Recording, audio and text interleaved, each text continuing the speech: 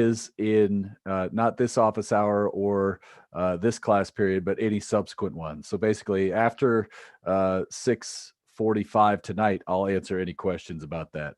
And I'm on Zoom tonight as well as tomorrow we've got lab. That said, let's talk about, whoops, let me get me up there. Let's talk about energy and work problems. So let's look at this. This equation here. I'm just going to write up our general equation.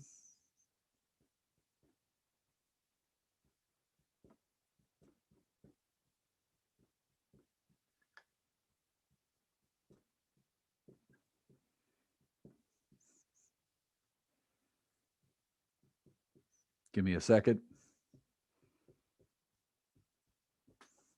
Okay, so the idea that we're going to do, the idea that we're going to use over and over is basically encapsulated in this equation. We're saying that these terms here are called potential energy. This is kinetic. All right. And this term right here, whoops, I dropped a marker. Hold on a second. Got to crawl under and get it. This term right here is energy entering or leaving the system. Okay. That's like, if we think about this, this is like your savings account. This is your checking account. And this would be deposits or transactions like having to pay a bill. Right. And then the idea is over here, this is more potential energy. And this is more kinetic. And in general, what we're saying is your money can change forms. It can transfer between your checkings or your savings, and you could have different amounts before and after something happens. And then furthermore, you could have deposits or transactions leaving your account. So money could come in and out of your system, and that's how we take care of that. All right. So in practice, this is what we want to do all the time. Usually, but not always, this one is oftentimes the work done by friction. Okay, so it could also be done by a rope, like a zombie pulling on a string. Those are the two most common ways I can imagine getting work involved in here. Now, remember this tip as we go through it today. Okay, we've accounted for the work done by gravity already in these two terms. So the work done by gravity need not be calculated if we do a potential energy associated with gravity. Similarly, the work done by the spring here and here is already accounted for in these two terms. Okay, remember that work is equal to negative delta U. All right. So sometimes, yeah, let's leave it at that. All right. And remember, in general, if this work term is 0, then we see initial total energy equals final total energy. And that's when a physicist says energy is conserved. So to a physicist, energy is conserved if this term is negligible. All right. Okay. So now let's take a look at 8.11 and a half. All right. I'll screen share it.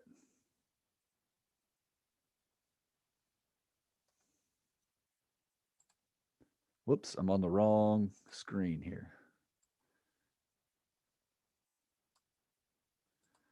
Okay.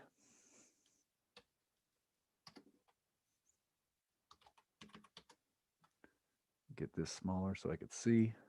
Okay, so 8.11 is a really good problem for you to go through. I added some extra figures, I think, the last time I taught this. So I'm going to let you do that one because I think that's got a lot of good figures.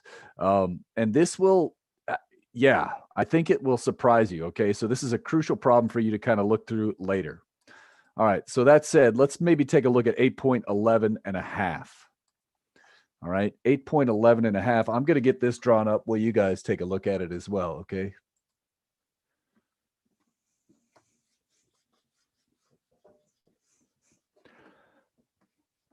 I think this is a good problem. Is there friction? Yeah. Oh boy. Look at this. This is our first problem that's going to have gravitational energy, spring energy, frictional work, and kinetic. So this has got the whole package. All right. So that's why this is a good one to start with.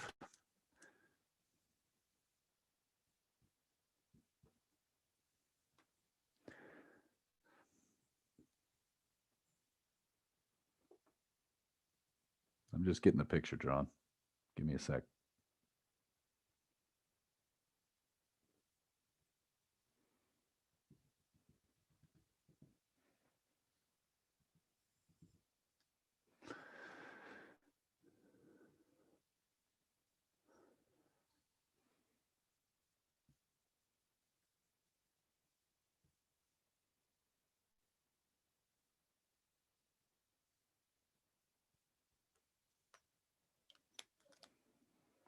Should have another color somewhere.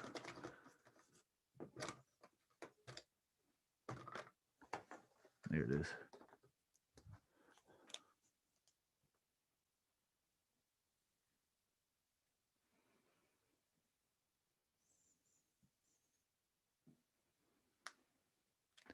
Let's see, what do we know? We know mu static and mu kinetic. Mu kinetic.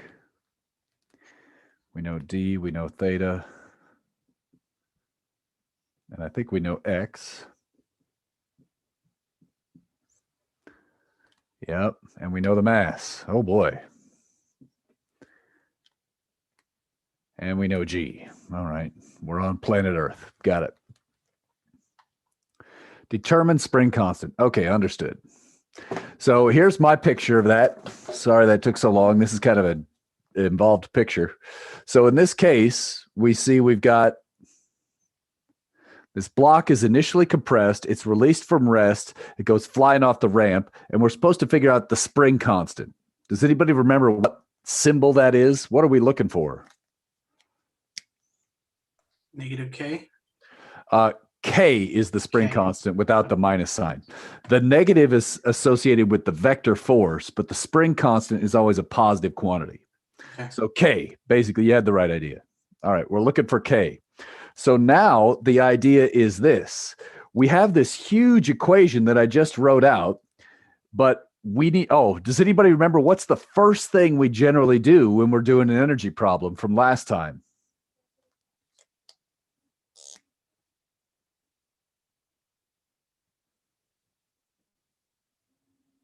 You remember what I'm doing right here?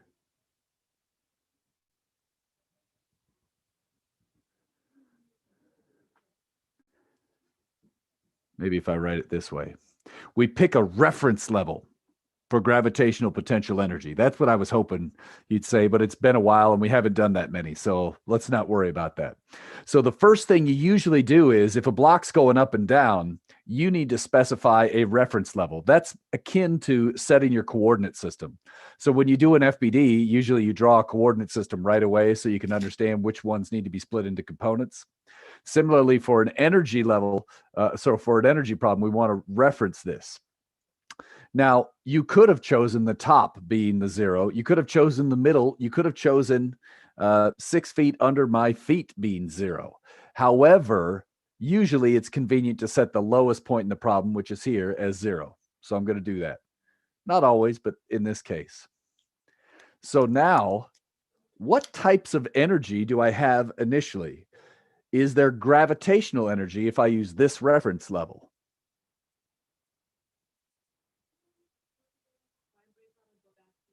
Maybe I should write up the equations to remind you. They're on the back of your workbook, but if you recall, the gravitational potential energy was mgh, where h is your height. The spring potential energy was something like 1/2 kx squared. All right. And then kinetic energy is 1/2 mv squared. These are our kind of beginning formulas. So based off that, do I have any gravitational energy initially? So it's no because your height is 0? Exactly. And so if I went here, I could say UG initial equals 0.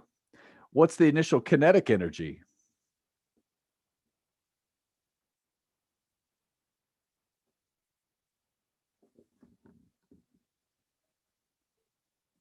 Would it be? Go for it. Kind of got muted there. You had it. Would it be 0? Yeah, why? Because it has no initial velocity. Yeah, what words in the problem clued you into that? You're right. I'm actually looking for my workbook right now. I'm not looking directly at yeah. it. But you're right. It said something in the problem that said released from rest. So yeah, you're right. Okay, so because it was released from rest, the initial speed is 0. Got it. Okay, is there any initial spring energy?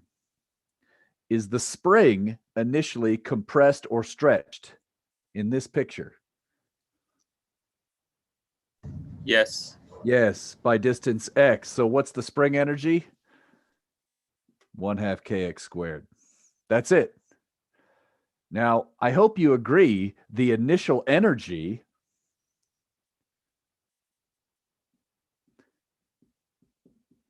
is 1/2 kx squared. Sorry, that's so small there. But if you add up all of these terms, the initial energy is 1/2 kx squared. All right. Now, is there gravitational energy at the end? So is there final gravitational energy? At the end is where it launches. Yes. What's that going to be? MGH. What is H? So H is going to be delta, or no, sorry, not delta. I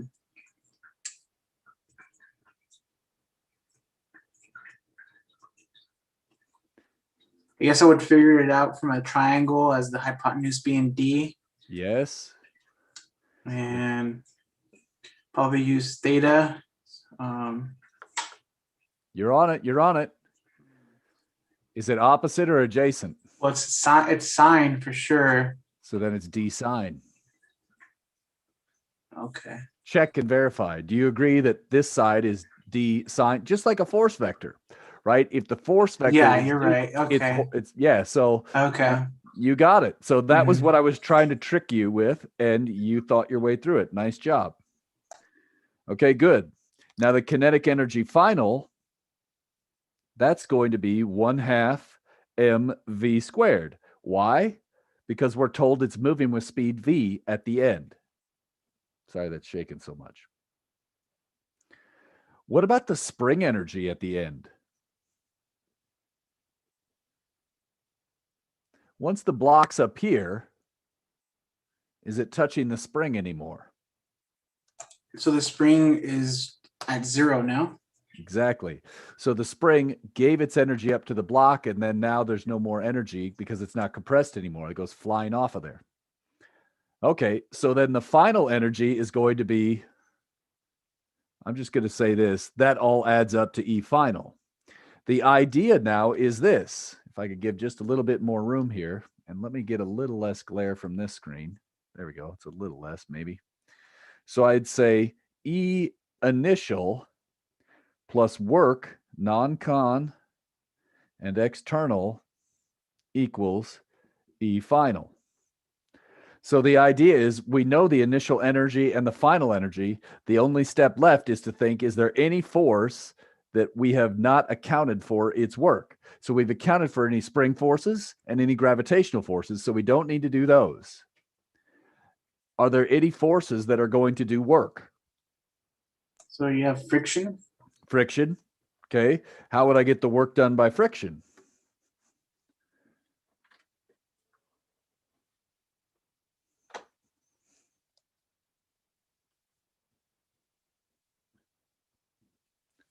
Well, it's friction times the distance you travel. What's the distance you travel? D. D. And then what's the angle between? Rather than guess, let's draw it. friction points this way, right? As you go up the ramp, friction points that way. So it's 180. Yeah, it's 180. Displacement is up there.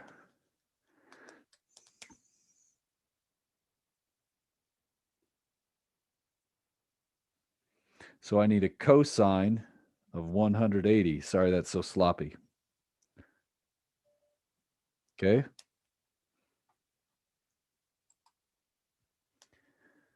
Okay.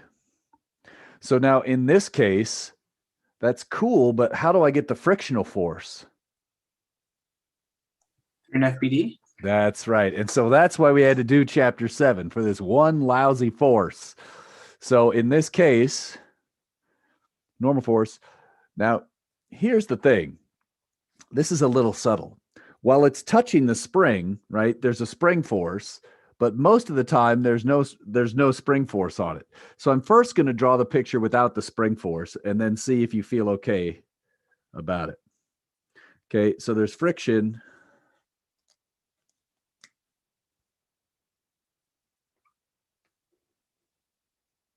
Going this way. There's a normal force this way.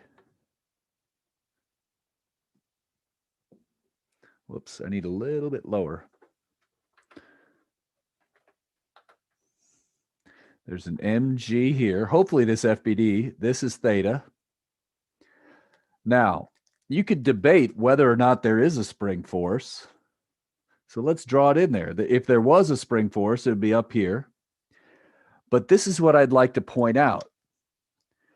The spring force, even if it is there, is going to have nothing to do with this force equation, perpendicular to the ramp. So whether the spring force is there or not, in this particular problem, it should not affect the normal force. And in fact, we know this thing is accelerating this way. So if it's accelerating that way, the normal force doesn't relate to the acceleration either. And in fact, maybe you agree that in this particular problem, n should equal mg cosine theta. So out of all that, this should be mu mg cosine theta. Which mu should apply? Which mu applies while it's being displaced, static or kinetic? Kinetic. Kinetic. And you could say, well, wait a minute, doesn't it have to break that static barrier? Absolutely. However, as soon as it does break that barrier, it's being displaced, and that's when this applies. So remember, while it's not moving, there's no displacement. The static friction does no work in this case. All right. Now, after all that, we actually have all the pieces. Oh, whoops. I wrote, oh yeah, I should be careful here. And this, I almost made a mistake. I don't know if you noticed that. This is where we have to really be careful. This 180 degrees is in the work equation. That's the angle between force and displacement. This cosine theta comes from the fact that the normal force happened to equal mg cosine theta. But notice the angle for the work equation and the angle for the force from the FBD could totally be different. And in fact, they are in this problem. At this point, we know all the pieces. We shove them in and solve for what? What was the goal?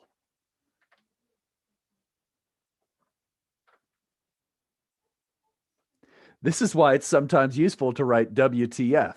What are you trying to find? It's just like, okay, I took so long to get all these pieces together. So yeah. Now what's going to happen in practice? This first one, I went very slowly. Soon you will become so experienced, you will just say, anytime there's a zero, you don't even write it. And you just think about it and it will become faster. But this first one probably feels like, whoa, that's a lot of stuff. Now, let's go look at the solution to see what the answer is and see if there's anything that I wanted to say that I forgot to say, okay? So let's go check it out. Or any questions right now while I've got it up. So unmute at any time and ask me as many questions as you want.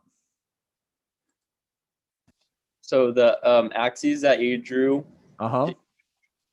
technically draw that through the center of the box. I don't know if this matters or not. Yeah, you're right. Technically, I should have drawn them through the center of the box.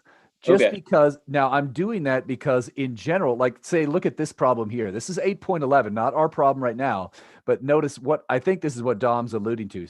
Strictly speaking, I should always go center to center. Why?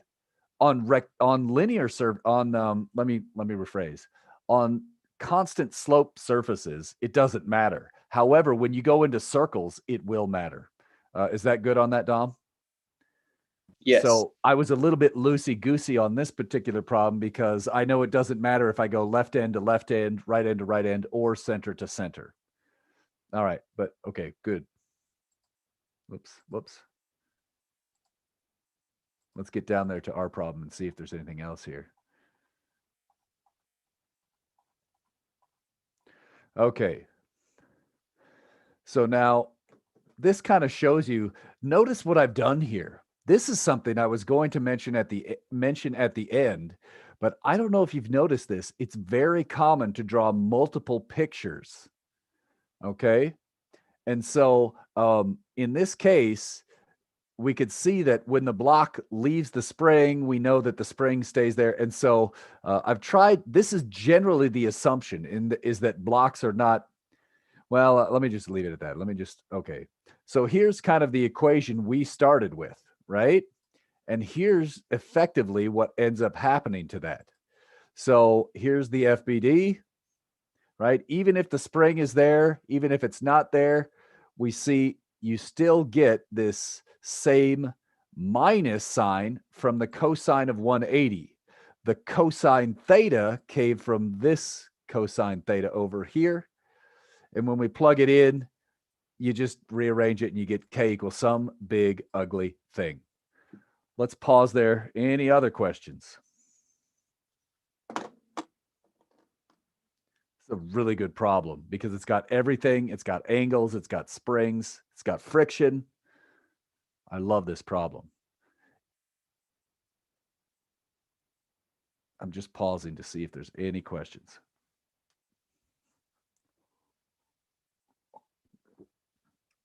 All right, let's keep going.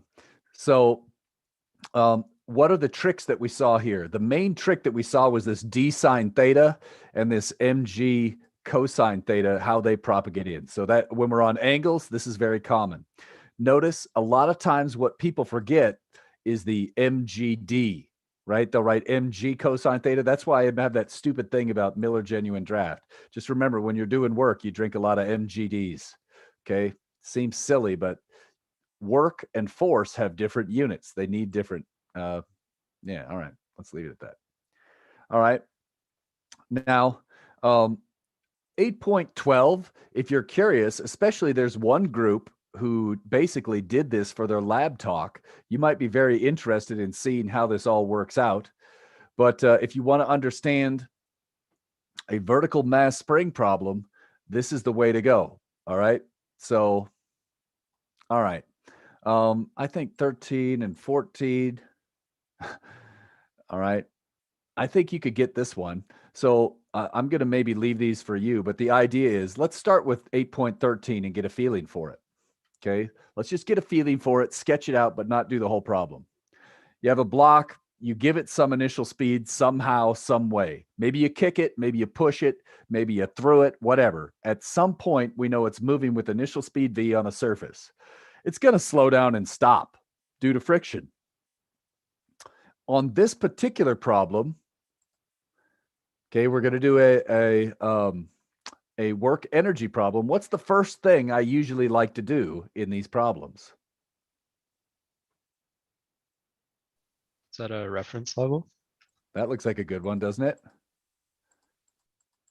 And check this out. If we set this as height y equals 0, what's the initial gravitational energy?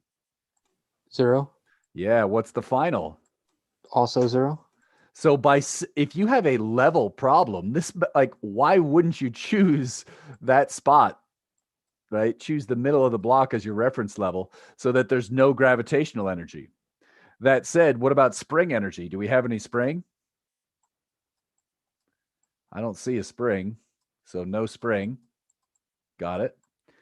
Okay, so what type of energy do we have here? Initially, Kinetic energy? kinetic ne- energy. Yeah, that's it. uh, And then in this case, what's the final kinetic energy? It'll be 0. 0.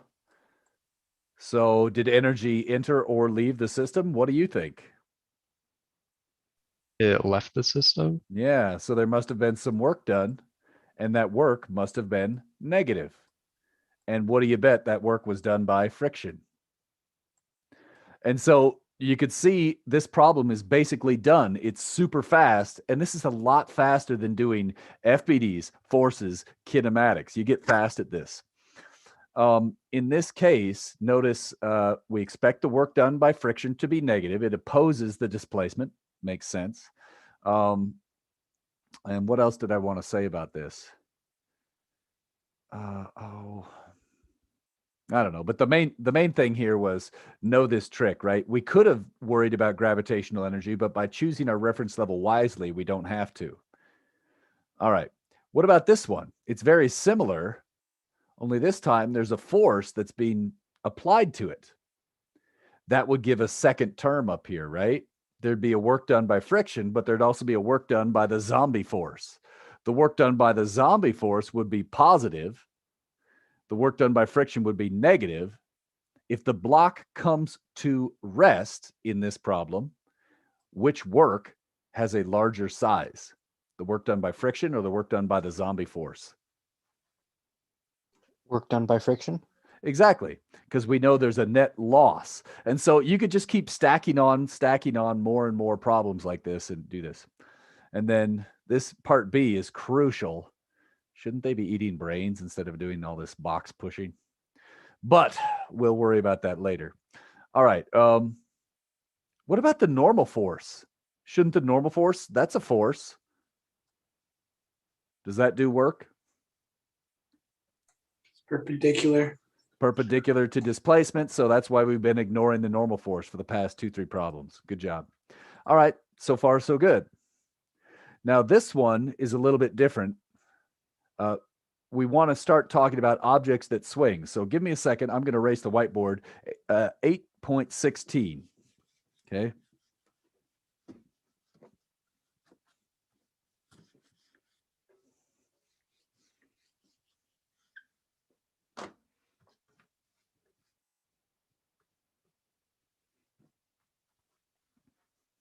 Give me just a second.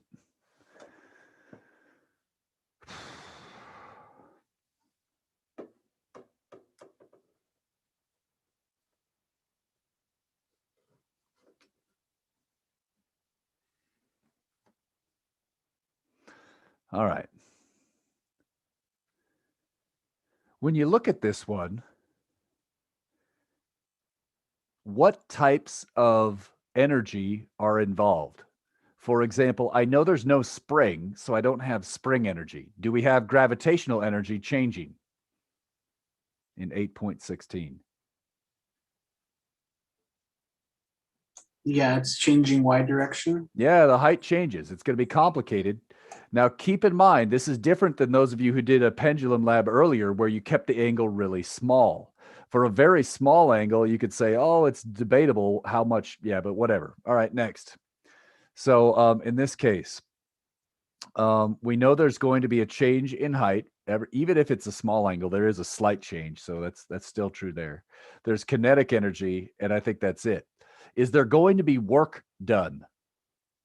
For example, when this ball is swinging through the air, do we have to worry about friction? I'd say no. No. Air resistance, maybe. However, what do we typically do with air resistance for a beginning physics class?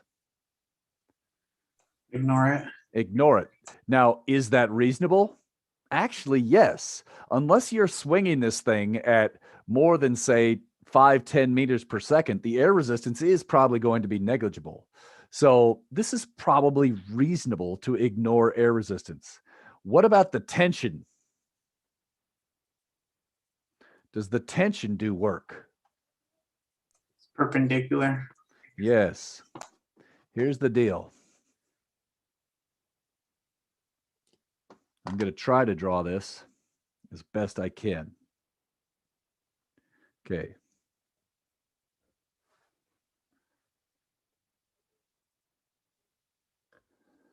Right? That's supposed to be this ball swinging back and forth. Now, obviously, there's friction in this experiment because it's actually an inclined board. So it's kind of, right? You can see it's actually rolling on here like this.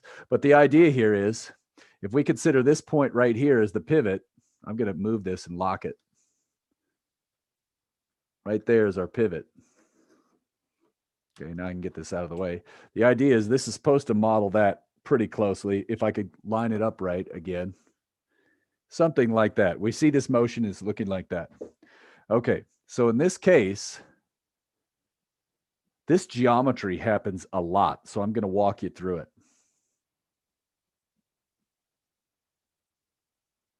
I'm eyeballing this last little segment just to get this over with. Okay, I could tell that's about right. So there's some initial angle here. All right, so in this case, this distance all the way from here to here is the radius. Now, I should be going exactly to the center of the ball. I think I was. If not, that's what I meant to do. I apologize. This distance right here is also the radius.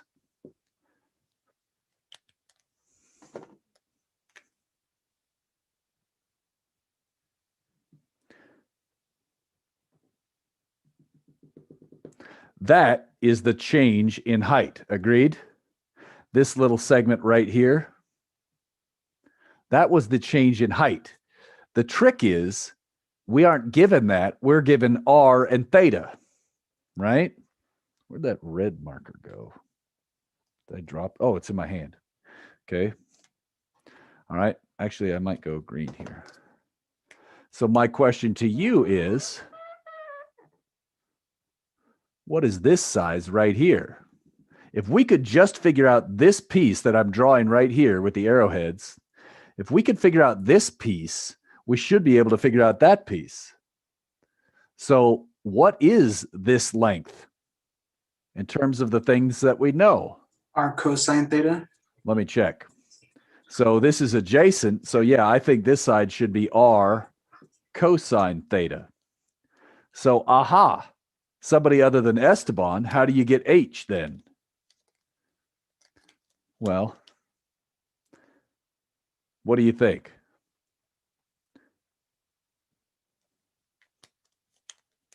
H is equal to R minus R cosine theta. Absolutely. These two add up to R, or this equals that minus that.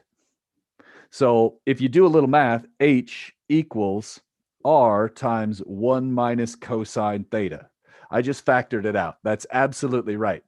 And so notice this is two problems in a row. The physics is not the issue. It's geometry. We do a lot of geometry with circles and triangles. All right. So if you're good at geometry, great. And if you're bad at it, this is sometimes a frustration because you can't do the physics unless you get geometry right every time in this chapter. So that's the trade-off, right? FBDs, we had to deal with vectors. Energy problems, we're constantly dealing with geometry. All right. So at this point, let's go to the problem again and see what's up. Whoops. Come on now. Okay. So let's see. So, okay, we're trying to get the speed of the ball. So, okay, the initial energy is mgh. The kinetic energy initial is 0. The final energy is no gravitational. So let me just go to the solutions and see if I've got this picture drawn. Oh. Wait, what problem was this? There it is. Oh, I see. I called it L, not radius. Whatever. You get the idea. If the R or L, you get something like this. Okay. So in this case, there's no initial kinetic energy. So the initial gravitational energy is mgh. If you will, what I've done here is notice I basically said this level is y equals 0. So even though I didn't say it, my default, unless otherwise specified, is to set the lowest point in the problem equal to 0. So that means this has mgh initially. And notice its velocity initial is equal to 0 because we're releasing it from rest. Great. The final energy is all kinetic because when we get to y equals 0, there's no gravitational. It's another square root of 2gh, and h is this new ugly thing. Notice the tension at the bottom of the swing is not mg. It's mg plus mac. Well, mac is mv squared over the radius. So you get this unusual calculation for the tension. And I want to point out, is this bigger or smaller than mg if you put in angles? What do you think?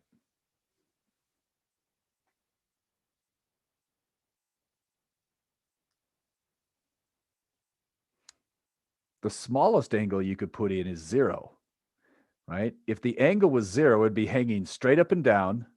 What answer do you get if you plug in theta equals 0? That would just be mg. And that makes sense because it's not swinging, it's hanging, done. And then if you put in any larger angle, so let's say you put in 60 degrees. If you put in 60 degrees, does anybody know offhand what cosine of 60 is? It happens to equal sine of 30. 1/2. 1/2. And so notice you'd get a little bit larger number. You get 2 mg. So notice if you swing from an angle, you get more tension. Now, I don't know if this is true or not, the story I'm not going to tell you, but it's a good story to tell because it emphasizes the importance of this. There's a story about a bungee jump operation that was doing jumps straight up and down and then decided to do a swinging jump instead of straight up and down. Now, again, I don't know if this story is true or not, but imagine if they did all their force calculations for straight up and down, and then they allow the people to swing as well as go straight up and down. We see that the tension should go up. That means the bungee cord could stretch longer and people could crush their skulls and die. That's not a good move. So understanding your, just watch out for this. There's more tension in a swinging rope than a hanging rope. That's enough said. So questions about that? You could tell me online if that's urban myth or not. I don't know, but it's a good story. It's not a good story. It's a good word of warning. Yeah. Tension in a swinging string is greater than a tension in an at-rest swing. Okay. Somewhere I've got a video that shows that, but I think you can believe that. So I'm gonna skip that for now. Let's take a look here. Let's go to the next one. All right. So this problem. So this is another one of those, will it reach half of max speed? I'm going to leave this one for you, but it's basically the same as 8.16, only you have a known angle of 90 degrees. And so you should be able to figure all that out. All right, let's keep going. Ooh. All right, 8.18. And I think this is one of the last tricks that we need to learn here. So this is cool. Maybe we'll take a very short 5-minute break after this problem. Let's look at 8.18.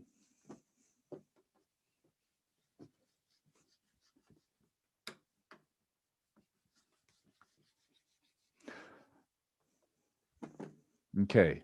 Notice a lot of these problems, I'm always showing you a before and an after picture. It makes a lot more sense if you do that because the initial state, the initial energy, you read off the before picture. The final energy, you read off the after. Now, all right. I'm going to let you look at this and I'm going to ask you, do you think we know we don't have springs, so let's forget about that. Kinetic energy is going to appear. What about gravitational?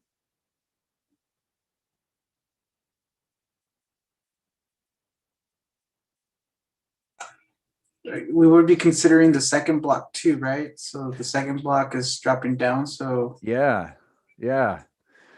So what about for the upper block? Do we need to worry about gravitational energy associated with the upper block? so if we set the framework to be at 0 there, then it would not count for the second block. You're absolutely right. Now, that makes it complicated to figure out the other one, though. Don't you agree? Right. Because we don't know the initial amount that first one is lowered. So there's a trick. And let's look at the trick. And then now you know all my tricks.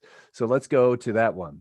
The trick is you do 2 different coordinate systems. You do one coordinate system for the upper block and different coordinate system for the lower block. And that's legal. Why is that legal? Remember, I'm gonna write this equation another way. I don't know if you remember, we said E initial, is that okay? E initial plus work, external and non-conservative, is equal to E final, right? Now we could write this another way. I could bring the initial over to that side. The change in energy, that's E final minus E initial, is equal to work external times non-conservative. Well, I could write this in another way. I could say change in kinetic energy plus change in potential energy is equal to work external non-conservative. What we see is that changes in gravitational potential energy are what show up in this equation. You may not remember, but last time I mentioned the changes in gravitational potential energy are the only things that matter physically, right? It doesn't matter whether you say something has 6 billion. I'm going to say it right now. I have 10 gazillion joules of gravitational potential energy. So what? That doesn't do me any good, right? If I try to lift my body up, I'll get 10 gazillion plus mgh. So the changes in it are all that matters. You can add a constant number to it. It's like the slope of a line, right? And the intercept are independent in that sense sometimes. All right, whatever. But yeah, only changes matter. Getting back to the problem at hand, this is what I want you to think. This is what I want you to do so you could pass this class quickly. When you see a problem that looks like this, where you have 2 different blocks, I want you to draw 2 different reference levels. That's what you're supposed to get out of this problem. Whew. Okay. So now you can see there's a pulley in here. So you might wonder about the pulley. This is a sneaky thing. All right. I'll talk about this, but in just a minute, let's come back to the pulley. For right now, just assume that the forces, the pulley and the string have, they're not going to do any work for right now. All right. So now in this case, the tension, that's an internal force, not external. So that does no external work. The normal force is perpendicular. That does no work. We're going to assume the pulley forces do no work. All right. So more on that in a second. There's going to be a frictional force associated with the upper block. And notice there's a 2m, right? 2m is right there. So there's a 2m for the upper block. Now in this case, the normal force is just mg. Sorry, the normal force is 2 mg because that block has mass 2m. Mu kinetic because it's sliding and actually being displaced.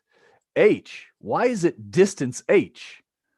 Well, if the red block moves distance h and the string is inextensible, the green block should also move distance h. Now, ooh, look at this one. Both blocks, because they're tied together with the string, should be moving with the same final speed. All right. And then notice what I said here. We're going to ignore GPE for the 2m only by setting its reference level to 0.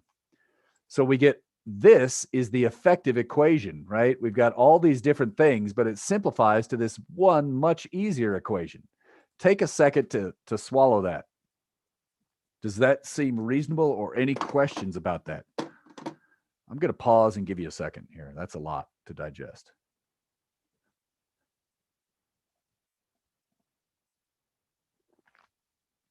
So I thought H in reference to mg is only in the y direction. So, but we can set it to be H to be the x direction that the second block moves. Well, remember, if this one slides distance h, Mhm. right?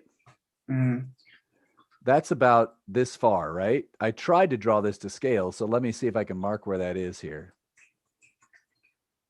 About right there. So that Right. block should move this far.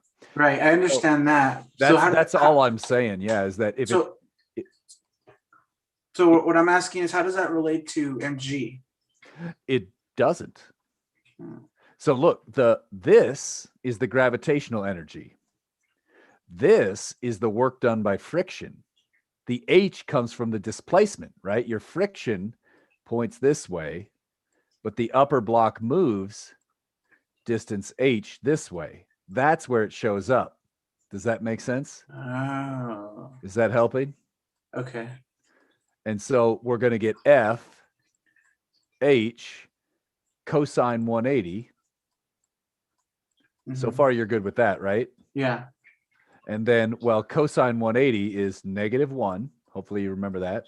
And negative FH. But then how do you get the frictional force?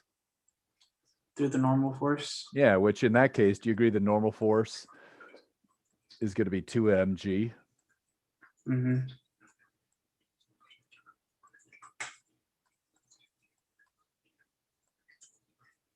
And we see now why I tried to hammer these FBDs in, because you want that to be like second nature at this point. So now we see we get negative. Well, we get this right here. Does that help with the work done by friction and where the H comes from? Yeah, yeah, it does. I just, for some reason in my brain, associated H with Y, but it's the same thing as MGD. Yeah, and exactly. It's an MGD. Now, here's the other thing that drives people crazy. With springs, our definition of spring energy is 1/2 kx squared. And so sometimes we'll get a height that's associated with x, right? So we've got to be a little bit limber here in terms of sometimes h's will correspond to a horizontal distance traveled. Sometimes x will actually correspond to a vertical distance traveled, or sometimes like we saw d sine theta or L times 1 minus cosine. So all of a sudden in this chapter, your x's, your d's, your h's start to be applied in all kinds of different directions. But remember, that comes from usually pulleys or inclines, machines. Pulleys and inclines are both machines, and they serve to redirect force, which makes us have to redirect what's x and y, et cetera, in our equations sometimes. Is that good on that in general? Yeah, I'm still trying to wrap my head around how do you use 2 reference points? Oh, And it's a then, mathematical trick. Let me show you something here. okay. So let's do this one. And so just to show you that this is completely legitimate, I'm going to just do a quick sketch of this problem and add in an extra distance here. So again, when we're doing energy problems, we do a lot of this before and after. Okay. Now let's say I only used one reference level in the problem, this one. Well, that means I need to get this distance too. So I think we said it fell some distance h, right? So this would be y equals 0. This would be y equals h. And then over here, we could say, let's say this distance is d, just because who cares? We've got to call it something. But we know that that's not changing in the problem. That's the distance above the block's original position to where this other one was sitting. So far, so good? So that would be, this point is at some random height h plus d, but we don't know what d is. That was not given. But watch this. We know that the potential gravity to initial plus a bunch of other crap plus the work done, external non-conservative, whoops,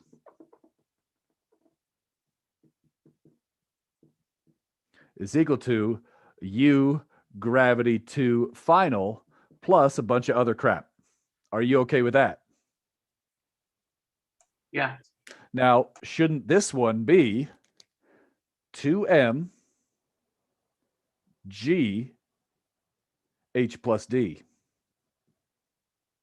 plus a bunch of other crap? And this one should be 2m g h plus d plus a bunch of other crap. So my point is this. What will matter is only the changes. Now, this, even if this had been on an incline, which the next problem handles this where it is on an incline, okay? If it was on an incline, I could tell right away, no matter what, even if this block did change height h, the offset term, the 2mgd, would cancel even if it's angled and even if it's going up and down. Do you agree with that? Because it's on both sides of the equation. Okay. And that's why it's okay to choose one coordinate system for one of them and a different coordinate system for the other.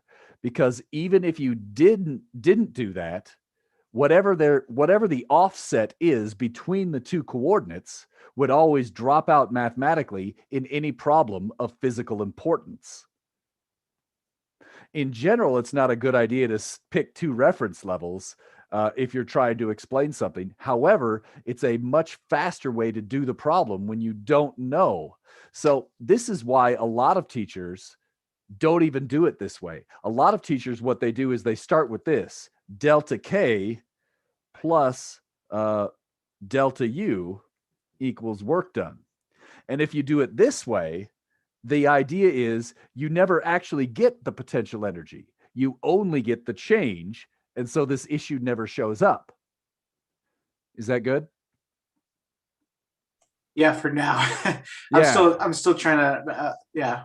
Yeah. The thing is, from a practical standpoint, it's if you're going to get delta U, usually everybody in their right mind is going to say final minus initial. And then you're like, oh, I don't know what the initial and final. So at some point you have to do this anyways. So, but again, if you wanted to, you could use mg delta height. And this is why you'll see some people use the delta U formulation of conservation of energy. All right. All right. It does work out mathematically. I'll say it that way. All right. Let's go in and look at another one here.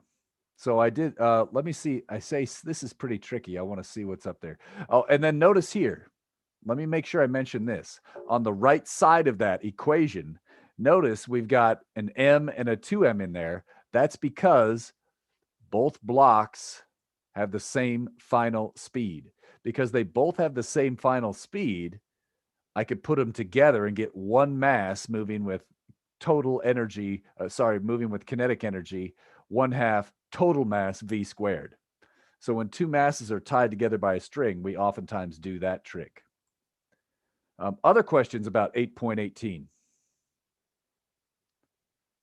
I want to see what part B is. I'm curious. It says this is pretty tricky.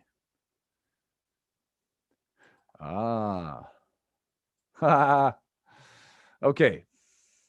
If we want to determine an upper limit on the coefficient of static friction, what does that mean? Why is this? What are we supposed to do here? I think we're trying to find a mass for M that would make it on the verge of slipping. Something like that. It's related to that. We were told the masses, so we're not able to vary the masses. What are we free to vary in part B? What does the question imply is varying? So the coefficient of static? Yeah, so basically you set this thing on the verge of slipping and solve for mu. So that's a confusing question. That's why I called this tricky. But once you know it, it's easy, right?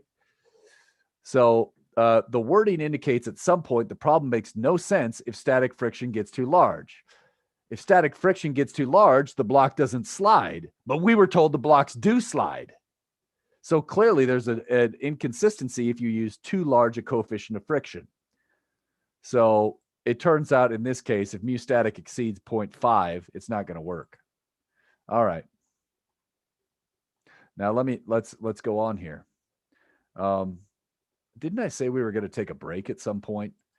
I tell you what, let's look at 8.19 because it's so related. I know you're tired. Let's look at 8.19. Okay. Consider the figure at right. The block on the incline has got some, okay. This is a problem where we've got pulleys, we've got the tension is internal force. We need to set a reference level, but we have two blocks. This is what I would do.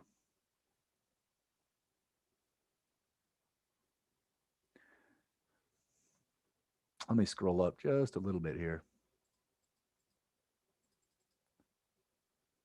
Okay. This is starting to, and now you can see we're starting to piece together different pieces of the puzzle. So I know I'm just showing you the solution, so I need to stop and let you digest. I'm going to just stop for a minute. Any questions you have, ask at any time.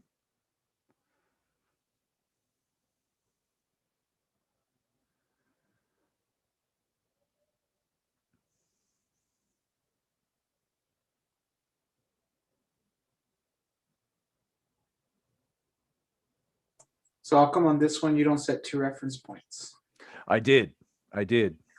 Look at the red dotted line versus the green. Yeah, okay, I see. See it? So I did one on the left side and one on the right side just because I was running out of space. I should probably redo the colors because the most common color blindness is red-green. Oops. But yeah, it's labeled as well, so it's okay. And so notice we have the trick on an angle. The height is actually height sine theta now. I'll point out what I'm looking at here. Right here, if this distance is h, the red block only goes up h sine theta. Now, again, I should have gone to the center of mass, but it made it a lot easier to draw this figure by just going to the bottom of these blocks. So again, because they're not on a curved surface, it's legit to use the bottom of the block. But in general, we could have gone right to the middle, and that would have been the same change, right? I could have gone right to the middle here and right to the middle here. One thing I hope you agree, look how quickly these solutions come together. Eventually, you're like, you know this is the equation, but you don't actually write this line because you just skip right to this one. Anything that's 0, you leave out, and it becomes very quick to drop stuff out.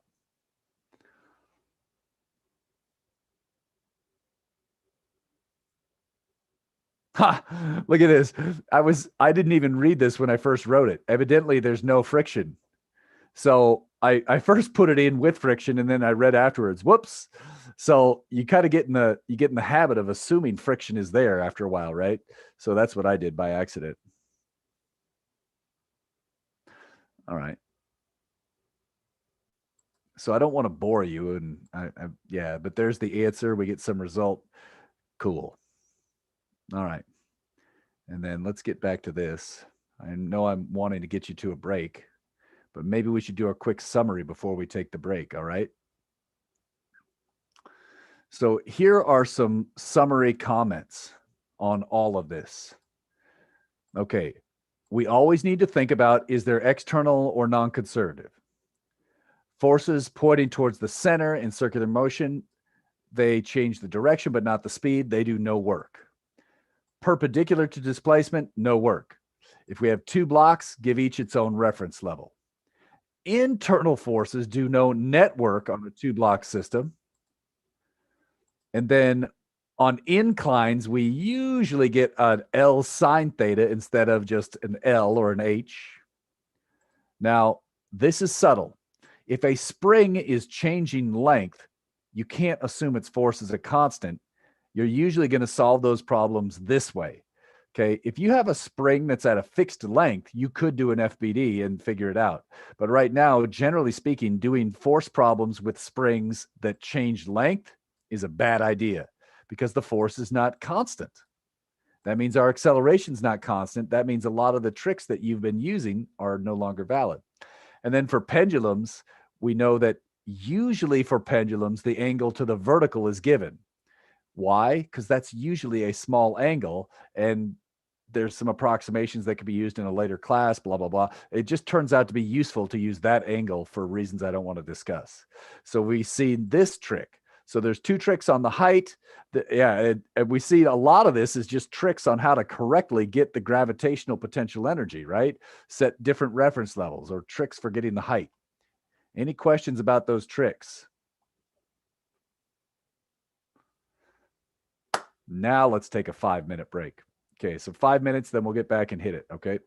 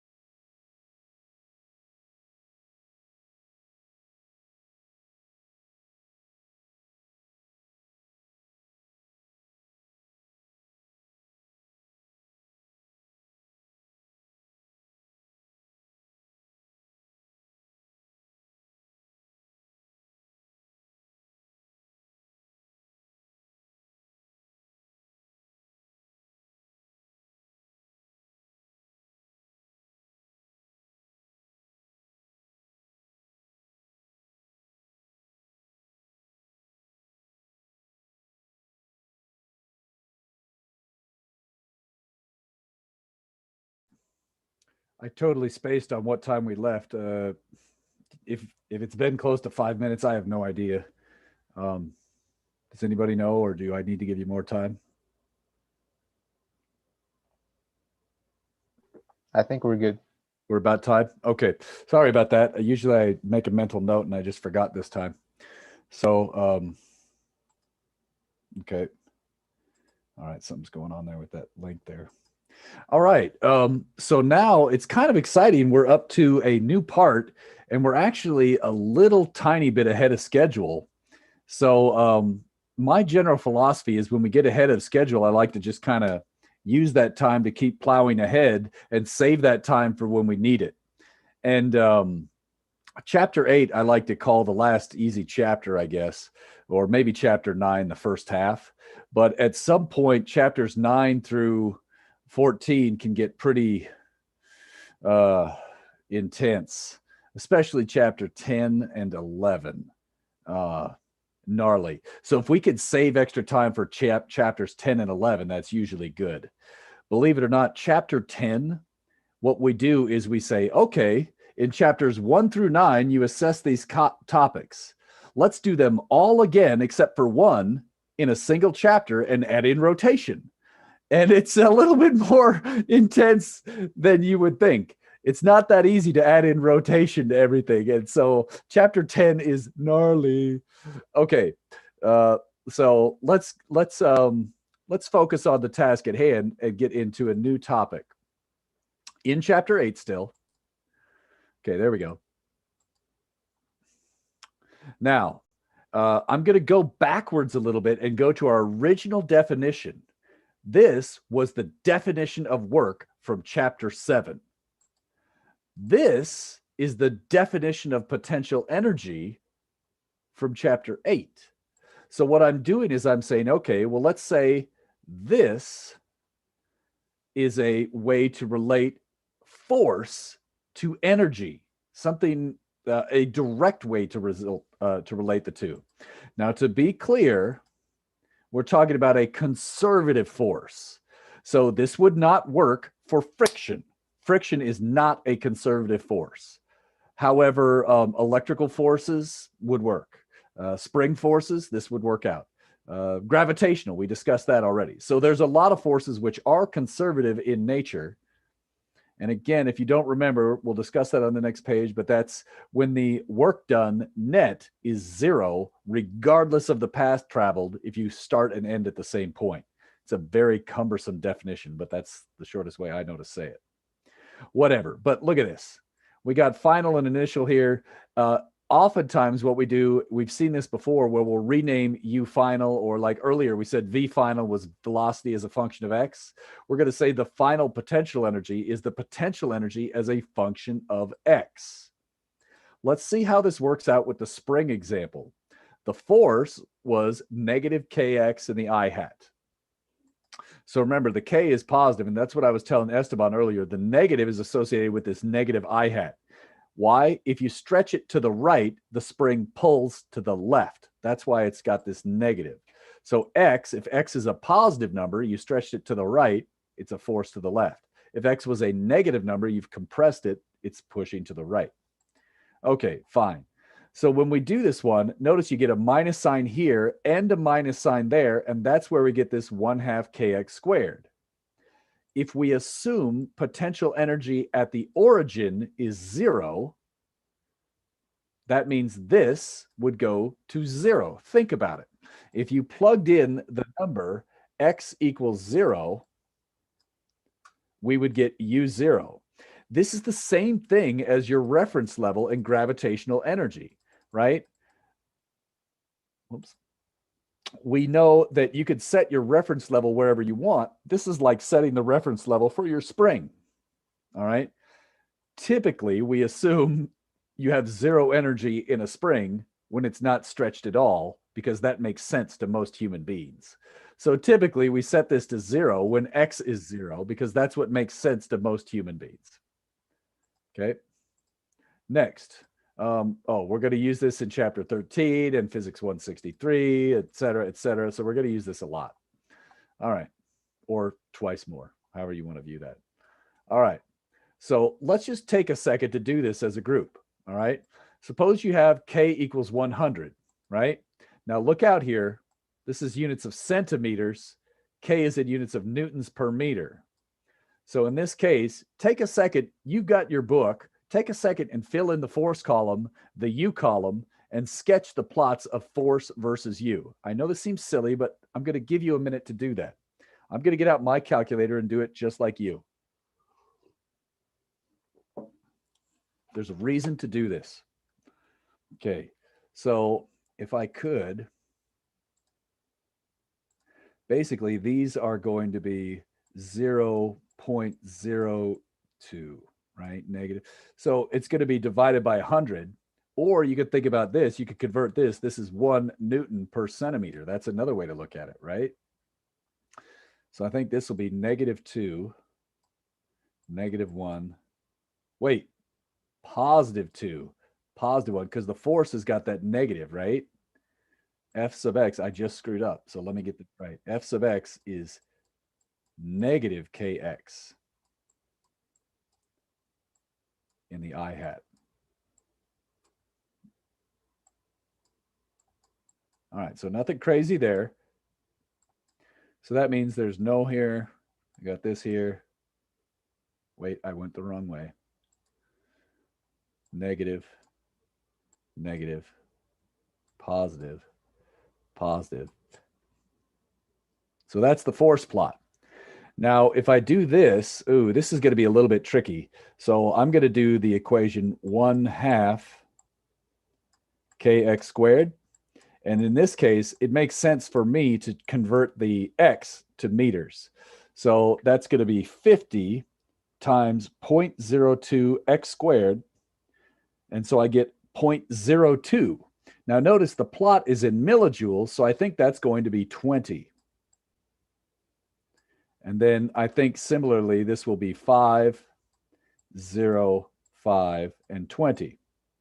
So I'm just doing the math just like you. And you could see this from looking at the equations. We know we're going to get a parabola here. But now we know the exact numbers for this. Whoops, sorry. And I mentioned there was a reason to do this. It may seem, oh, shoot, I just erased it. Let me fix that. Here is the idea. Now, I'm going to skip ahead a little bit and show you something. In general, we know that U is equal to minus the integral. I'm going to rephrase. Delta U is equal to minus the integral of f sub x dx. What's the opposite of an integral? What's the opposite mathematical operation? Derivative. Yeah, so f sub x is equal to negative du dx. The negative comes from that definition, okay? That all came from the definition of energy. Now, wait a minute. Derivative, graph, what should you be thinking when I talk about derivatives and graphs? Starts with an S, ends with a type of pedestrian movement. A slope. Mm-hmm. Excellent. Now here, notice that f sub x equals negative slope. Check this out. This is really cool. Well, at least I think it's cool. All right, watch this. The slope here is not that steep, and it's positive. So again, I'm looking at the slope right here if I draw a box around it. Negative that slope is right there. Notice here, the slope gets steeper. I get more force right there. Over here, look, I get a negative slope. I get a large positive force. Here I get a small negative slope.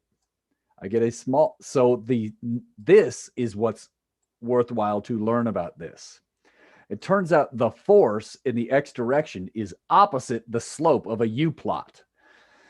Now, at first you may say, well, who cares? How are we going to get these U plots? It turns out you could do chemistry, or you could do all kinds of other things and figure out plots of energy versus position. Once you know this, we could learn about force. That's a big deal. I don't know. If you're doing electrical engineering, the potential energy relates to voltage applied. You could study electrical circuits by drawing these weird plots called band diagrams, and they are very similar to the types of reasoning we use here. They're not the same thing at all, but they're very similar in terms of the reasoning required. And so that's a big deal to me. I'm going to leave it at that. Questions? That was the point of that. Okay, so force relates to negative slope. Let me clear these annotations out. Let's keep scrolling down. All right, so this is, we oftentimes model particles as being connected by springs. However, oftentimes we need an extra term. So this is like the next best model of a spring, right? You say this part is the spring, but there's also a second term. And this is called an anharmonic oscillator. Basically, you add in an extra portion. And so this model is used when the spring model starts to fail. So if the spring model for a problem starts to deviate, you're like, let's throw in this. All right. I'm going to let you do that at home and make sure you kind of are following this. By the way, this problem here, all this is here is just to talk about conservative forces. So I'm going to kind of gloss this over. But if you're curious, I did all the work and I said the tension is this on the way up. It's slightly different on the way down. Look at that minus sign right here. So I just wanted to point out that when a zombie on a string is pulling something around, it's not a conservative force. That was the point of this. So we see that friction and zombie strings, generally speaking, are not conservative. All right, whatever. All right, so this is, I don't know, I feel like I'm skipping around a lot and I apologize for that. But getting back to what we just talked about, this is kind of the summary of this stuff. And you know what? I'm going to go to a simulation. I'm going to let you read that while I get a simulation ready, okay?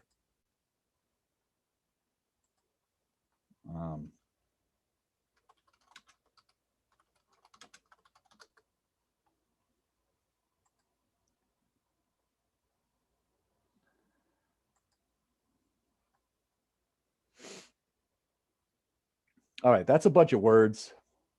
Great. You could read that anytime.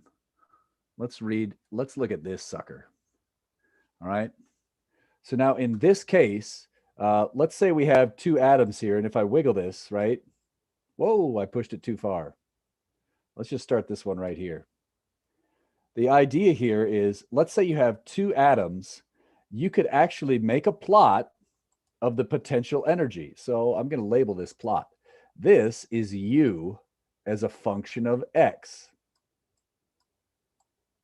This on this axis is X. The motion of this in one dimension is completely understandable if we know this graph. Basically, if you tell me where I start the atom, if you tell me where its starting point is, I could tell you how fast it's going to be moving at any point in time. I could tell you the forces between it at any time. And because we could get the forces from the slope, negative slope. So if we look at this, this is what's going on here. There's two different forces. And if I do this in slow motion, okay, so right now I hit pause actually. So right now there's an attractive force, okay, from this van der Waals force. There's also a repulsive force, right? Like charges repel each other. So electrons don't want to be near electrons. When these two nuclei are far apart, we see the attractive force tends to be a little bit stronger and pulls them together. Okay, if I keep going a little bit in the animation, whoops, there. So now they're a little bit too close. There's too much electron overlap. We see there's some momentum carrying it forwards, but we see the repulsive force gets so large that it slows it down, stops it, and now it reverses its direction. At this point, they're in equilibrium. Huh. What do you notice about the slope up there in the plot? This is when the force is balanced. What do you notice about the slope? 0. Aha. Well, negative of 0 is still 0. The slope tells you when there's no net force. So this tells you the equilibrium position between two atoms. And then if you want, we could even choose any atoms we want,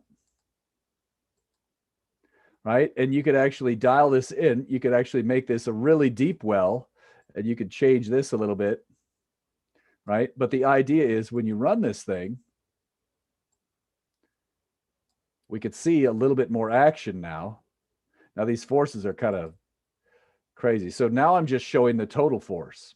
And notice this, if I go right here, look at the slope. It's a small positive slope.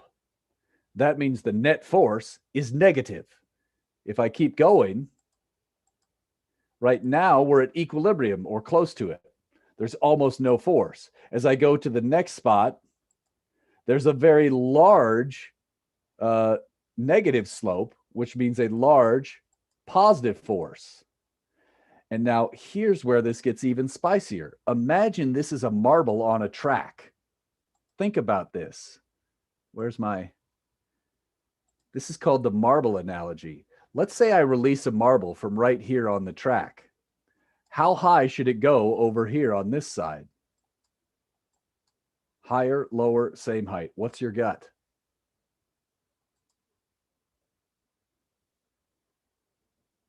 I would say same height. Exactly. Let's watch it. So by doing this,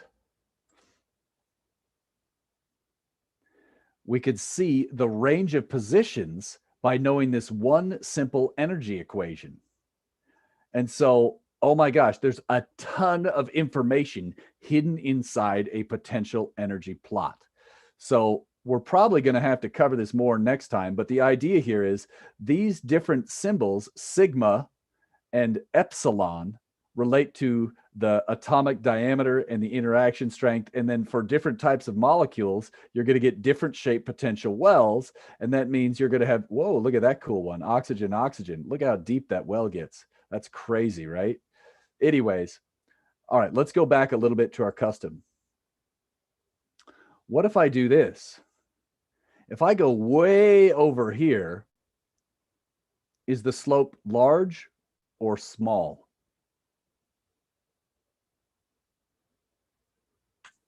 Small.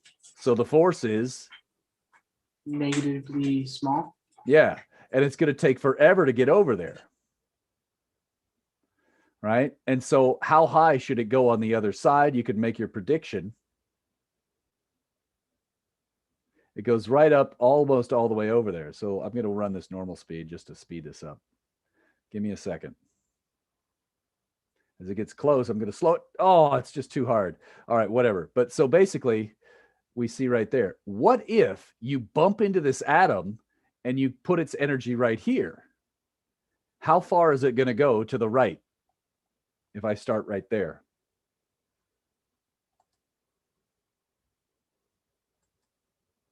Well, it should go to the end of the track, no? It's going to go off to infinity and escape. It escapes, right?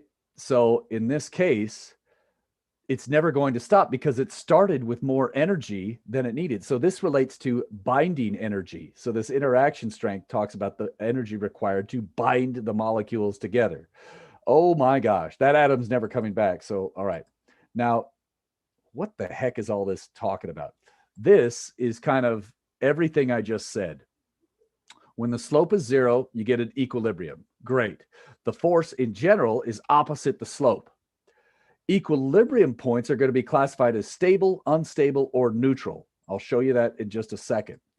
If you want to get a feeling for it, think about how a marble will roll. And that will give you an idea. If you think the marble would roll to the right, the force is to the right. If you think the marble would roll to the left, the force is to the left. Okay, so these are some comments on units. Nanometers are very typical. EV, that's a different unit. That's an electron volt. So it's much smaller than a joule. So an MeV or millieV, right, is 10 to the minus third EV is this many joules. Okay, so and then why are we talking about this? Here's the last bullet. In many real life situations, it's a lot easier to do models with energy, a scalar, than forces, a vector. Once you modeled the energy correctly, you could figure out forces with derivatives. All right. Now, I promised I would go to stable versus unstable equilibrium points. So let me talk about this. Imagine you put a marble right here. There's zero slope. If you put a marble right here, there's also zero slope. And right here, there's also zero slope. So we see there's a bunch of spots with zero slope. All of those are equilibrium. Remember, what does equilibrium mean? No net force. Okay, fine. So now in this case, what if we displace this marble? Or again, I'm using the marble analogy. It's going to rock back and forth. It's going to rock back and forth, and it would stay near that equilibrium point. That's what we mean by stable. What about this one here? If you displace a marble slightly to the right, it's gone. If you displace it slightly to the left, it's also gone. So this is unstable. Any tiny displacement from equilibrium, the marble rapidly leaves and there's no restoring force. Whereas down here in the stable equilibrium, the force always tends to restore it towards the equilibrium point. We say it's got a restoring force. Again, stable. Now, what does neutral mean? If I move a little bit, what's the force on it? Has it changed or not? Approximately.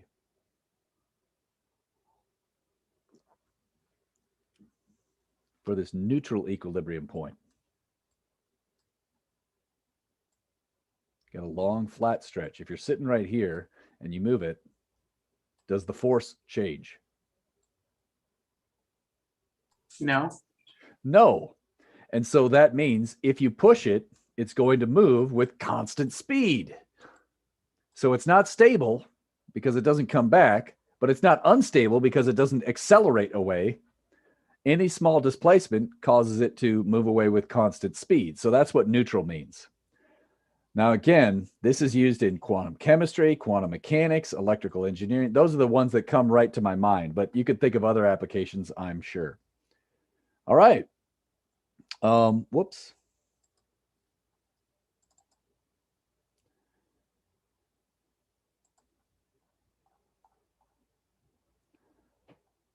This is a potential energy function called the Leonard-Jones.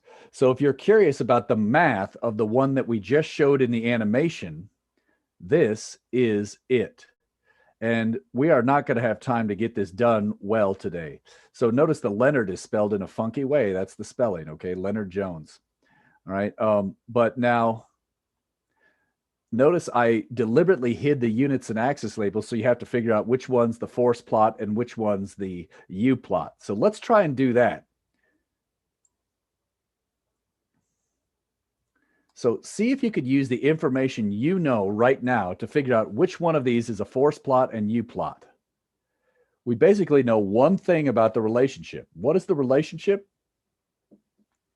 F sub x equals negative slope of U.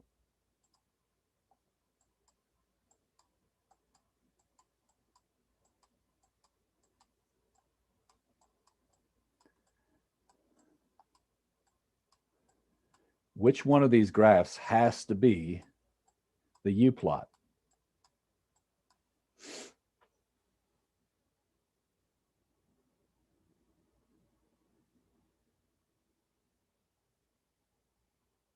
Let's start with this one. Okay, right here. The slope is 0. If this was the U plot, that would imply the force is 0, right? Well, that doesn't look right. Right here, this slope is 0. That must mean this is U versus X, and this is force versus x, because we could see the upper one, when you look at the slope of the upper one, that relates to the 0 value on the other plot. So to get from this plot to that plot, you say, aha, I know that f in the x direction is minus du dx, or ddx of u, however you want to say it. All right, and that's probably where we should stop. We'll pick up here next time, but that I just wanted to point out.